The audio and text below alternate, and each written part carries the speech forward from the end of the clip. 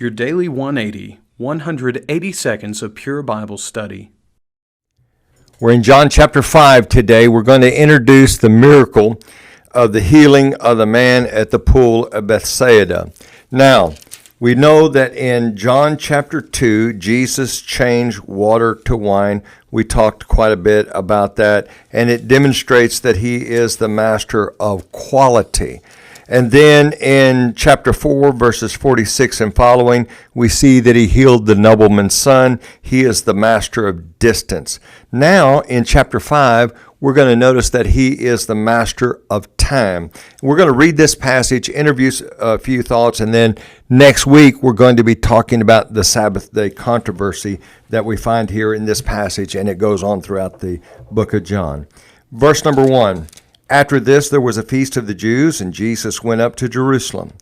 Now there is in Jerusalem by the sheep gate, which is called in Hebrew Bethesda, having 5 porches.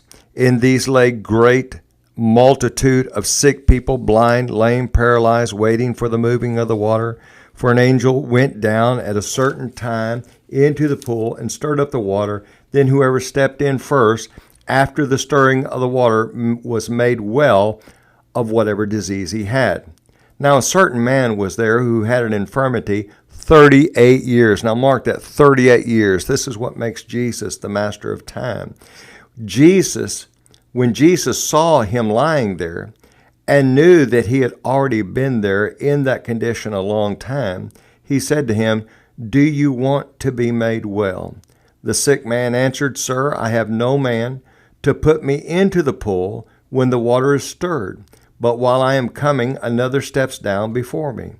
Jesus said to him, "Rise, take up your bed, and walk." And immediately the man was made well, took up his bed, and walked. And that day was the Sabbath. Now, a couple of things real quickly. We're going to come back to this idea of the Sabbath. We're going to see that this causes a lot of problems for Jesus. But did you notice how quickly this miracle took place?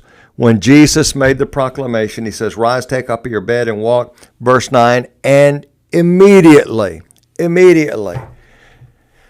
verifiable miracles did not take weeks and months. They were immediate in their manifestation. This is one of the ways that we know New Testament miracles do not occur today. That doesn't mean that God's not working in the world, but the New Testament miracles had a very special purpose which have already been fulfilled, and that is to confirm the message and the messenger in the early stages of the development of the New Covenant faith.